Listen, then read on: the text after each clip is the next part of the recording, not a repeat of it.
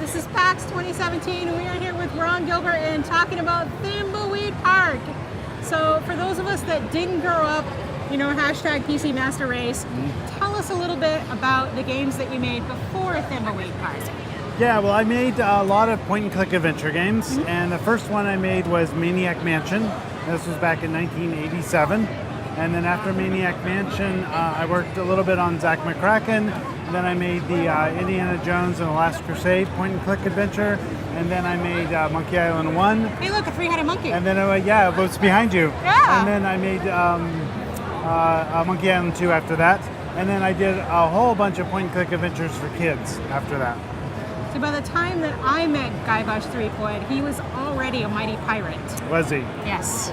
So I got introduced to the point-and-click adventure games fairly late into my life.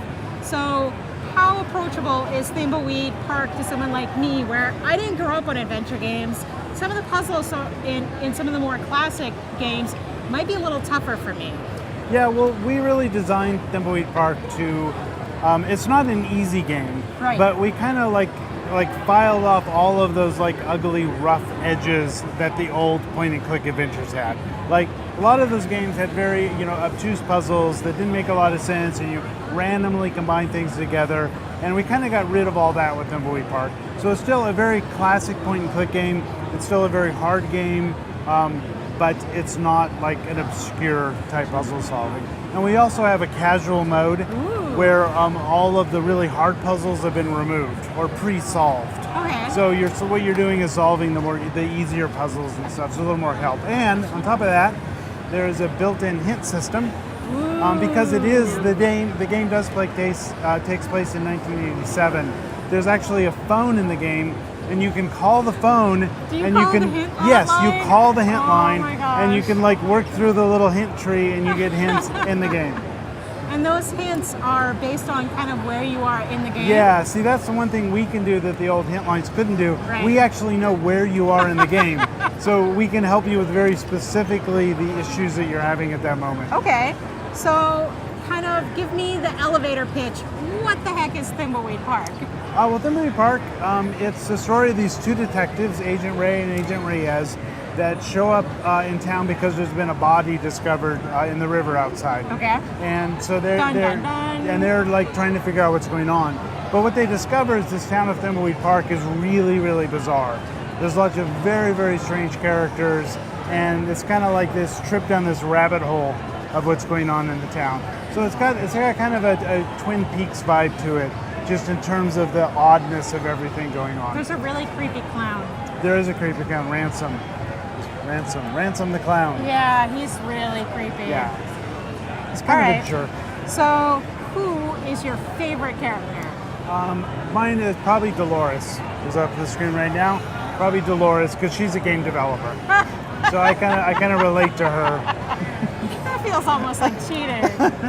All right, so how does she sort of fit into the story? She fits in. So the game starts out, you can switch between the two agents, right, to solve puzzles. And then as you progress through the game, you slowly meet other characters like Ransom the Clown or Dolores or Franklin. And Dolores, her uncle is kind of used to own the town, right? He was the big important guy. Yeah, and he died. Oh no. And so Dolores comes back to town for the reading of his will. But she was disinherited.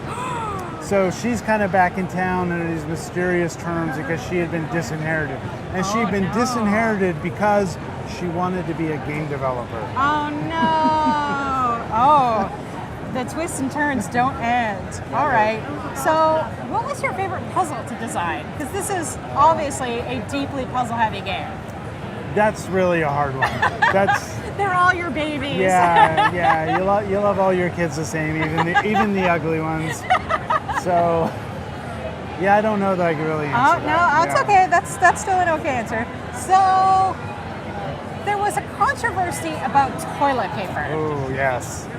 So, can you tell us a little bit about the toilet paper controversy? Yes, I tweeted a picture of the bathroom in Thimbleweed Park. And the toilet paper in the bathroom was hanging over the roll. Oh. And I didn't think anything of it, right? Uh-huh. And then a whole bunch of people on Twitter are like, oh my God, the toilet paper is It's hanging the wrong way. totally It should be wrong." hanging under, not over. And I'm thinking, it's toilet paper, who cares, right? But apparently hundreds, People if care. not thousands People of care. Twitter followers cared. And so, you know, I talked to the artist, Mark, who had done the room, and I'm like, well, why did you hang the toilet paper like that? And he's like, I don't know. I just picked a direction. So what we did was we actually went into the game at that point, and we added an option in the game. So if you go into the UI, you get can to make the decide toilet paper over or under. Yep. Oh, see, dilemma solved. All right, no more toilet paper controversy. All right, and I saw mention that there was sort of a remove classic references option in the UI. Yeah. Can you kind of explain how that works? Because you have a huge body of classic works that you pulled upon that does have some reference in the game. Right. Yeah, when we built the game, and it started out as a Kickstarter. Right. You know, and so we were working with Gary Winnick, who I co-designed Maniac Mansion with, and we were also working with David Fox, who also worked on Maniac Mansion, also then did Zach McCracken and whatever. And so, you know, when we were building this game, we were just having a lot of fun. Right. And we just put in all these self-references and like all this stuff. But then along comes players like me. Yeah, and I didn't play any of those a lot games. of people kind of looked at it and went, wow, there's a little too much of that stuff. Okay. So we disagree, but... Respectfully disagree. Yes, we disrespectfully disagree. So what we did, much like toilet paper, is we added an option.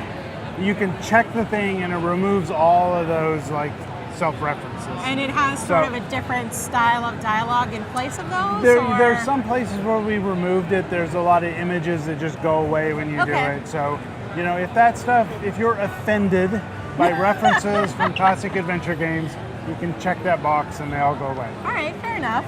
Okay, so you talked about the easy mode a little bit earlier. What kind of motivated you guys to sort of include that in the game? Was that something you thought of from the very beginning? Was it something that people came to you and said, hey, I'm a player that doesn't do well in puzzle games, but I love your narrative? No, that was something we had planned from the beginning. And Monkey Island 2 actually has a hard mode and an easy mode. Oh, I didn't know that. Yeah, it does. And so this was really, and I really like that because some people, especially today, you know, people don't necessarily have 20 hours to like spend on an adventure game. And so we wanted to give that mode for people who want kind of a lighter experience for the game. Makes sense. All right. And you recently announced that you're bringing Thimbleweed Park to the Nintendo Switch. Yes, Yay! we are right there. Yay, Yay, Switch!